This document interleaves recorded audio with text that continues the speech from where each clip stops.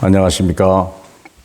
3월 27일 금요일 저녁 9시 집중 기도의 메시지를 증거하겠습니다.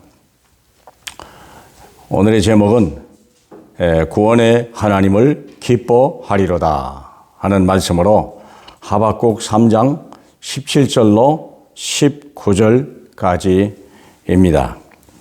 구약 1304페이지가 되겠습니다. 하나님의 말씀을 잠시 찾으셨으면 합독할 수 있기를 바랍니다.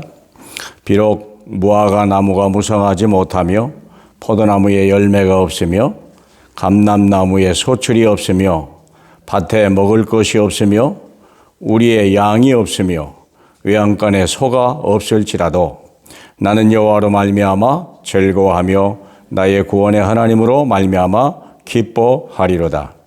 주 여호와는 나의 힘이시라. 나의 발을 사슴과 같게 하사 나를 나의 높은 곳에 다니게 하시리로다. 이 노래는 지휘하는 사람을 위하여 내 수금에 맞춘 것이니라. 아멘. 지금 최근에 이런 역사에 이렇게 바이러스 하나 때문에 전 세계가 두려움에 떠는 일은 그렇게 흔한 일은 아닙니다. 그렇기 때문에 우리도 건강 걱정, 경제 걱정이 문득문득 올 수밖에 없습니다. 그러나 우리는 하나님이 구원하신 하나님의 자녀입니다. 하나님의 아들과 맞바꾼 우리는 하나님의 생명을 가진 하나님의 자녀입니다. 하나님은 우리에게 말씀하셨습니다. 두려워하지 마라. 내가 세상 끝날까지 너와 항상 함께 있으리라 말씀하셨습니다.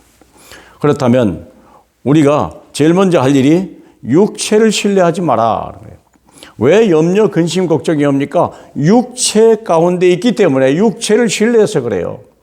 그러면 우리는 지금까지 저 같아도 예수 늦게 믿었지만 보통 30년, 40년, 50년 동안 우리는 육체만을 신뢰하고 한 거예요. 육체만을 위해 살아온 거예요.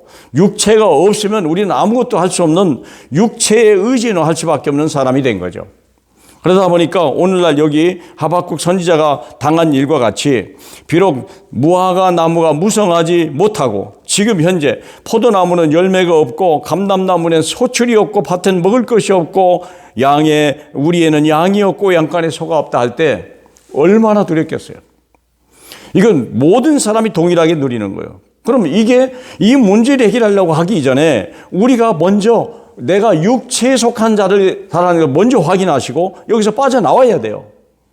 우리는 지난번에 얘기했듯이 원래 하나님이 우리를 지으실 때는 흙으로 사람을 만드시고 그 코에 생기를 불어넣어서 생명이 되었다 그렇게 말씀했습니다.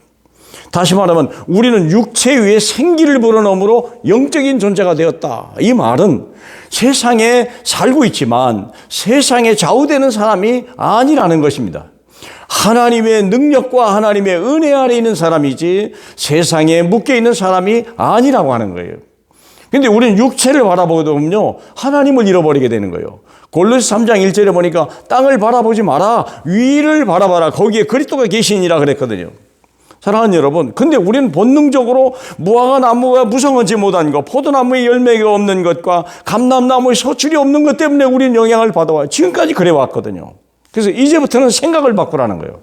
그러면 우리가 중요한 것이 뭐냐면, 그러면 이런 것들이 필요가 없냐? 우리가 필요 없습니까? 아닙니다. 정말 필요합니다. 주님이 더 잘하십니다. 만드신 분이 더 잘 알아요. 그리고 무화과 나무에 무성하지 못한 건 누구가 하셨습니까? 포도나무에 열매가 없는 것은 농부가 한 겁니까? 아니면 하나님이 하신 것입니까? 우연입니까? 하나님이 하셨다는 걸 아셔야 돼요.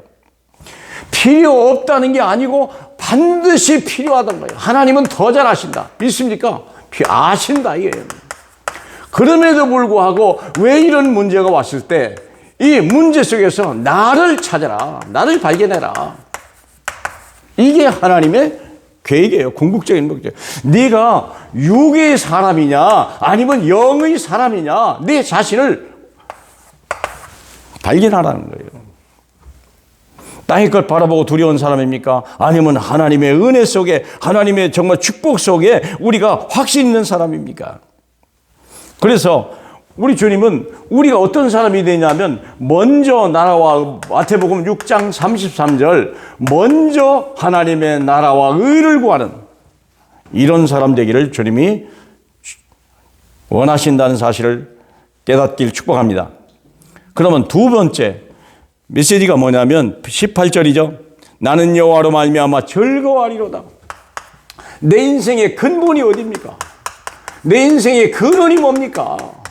내 인생의 근원이, 내 모든 발판이 어디입니까?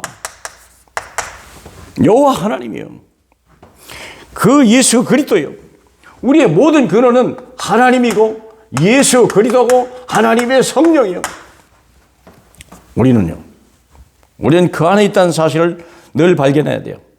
그래서 내가 여호와로 말미암아, 그분으로 말미암아, 우리 138로 말미암아 기뻐하시기를 축복합니다. 기뻐해라. 주님이 아세요. 내가 염려한다고 해서 키가 자라는 것도 아니고 문제가 해결되는 건 아니에요.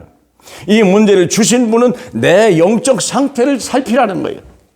그리고 오직 그분 한 분으로 충만하라는 거예요. 이게 하나님의 계획이에요.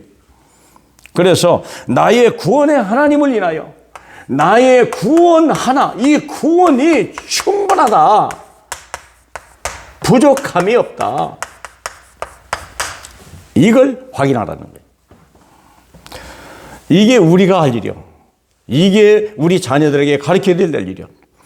모든 일이 항상 잘 되는 건 아닙니다. 늘 부유한 건 아닙니다. 오히려 부유한 쪽에서도 가난을 체험할 수 있는 거고, 군중 속에도 외로움을 차지할 수 있는 것, 느낄 수 있는 게 아니겠습니까? 항상 예수 그리스도를 신뢰하시길 축복합니다. 마지막으로 우리가 그냥 미래를 확신하라. 하나님의 약속입니다. 19절 보겠습니다. 주 여호와는 나의 힘이시라. 나의 발을 사슴과 같게 하사 나를 높은 곳에 다니게 하시리로다. 우리의 그 모든 배경이요, 나의 발판이 어디입니까? 여호와 하나님이요. 1, 3, 8. 우리가 생각할 때 예수 한 분만 해도 대단한데, 하나님이 내 아버지지, 예수 그리스도는 나의 친구죠. 그 다음에 하나님의 성령은 내 생명이요 능력이죠. 하나님이 내가 나의 능력의 오른팔로 너를 붙들어 주리라, 두려워하지 마라, 분명히 얘기했지 않습니까? 요한복음 10장 28절에. 그래서 하나님은 약속하셨습니다. 내가 너의 힘이 될 것이다. 믿습니까? 두 번째는요, 나의 발을 사슴과 같게 치유하시다. 다시 말하면 나를 사슴과 같이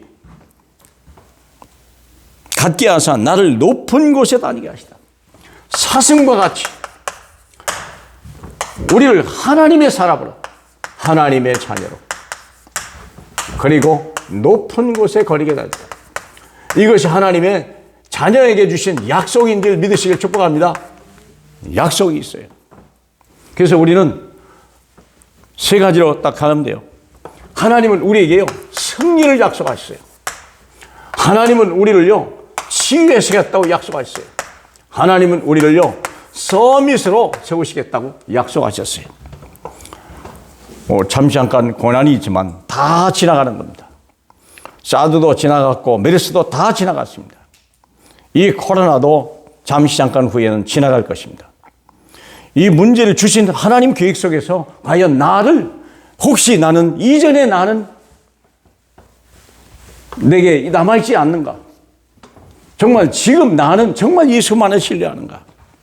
그리고 나의 미래는 보장되었는가? 또 이 하루가 자녀들과 함께 기뻐하고 감사하시는 귀한 날 되시길 주 예수 이름으로 축복합니다. 우리 하나님 감사합니다. 우리 예배를 받으시고 우리의 주신 하나님의 말씀이 우리의 심령 깊은 곳에 잘 박힌 못과 같게 하시고 우리와 자녀와 함께 기뻐하는 귀한 하루 되게 하옵소서. 예수 그리스도의 이름으로 축복하며 기도하옵나이다. 아멘.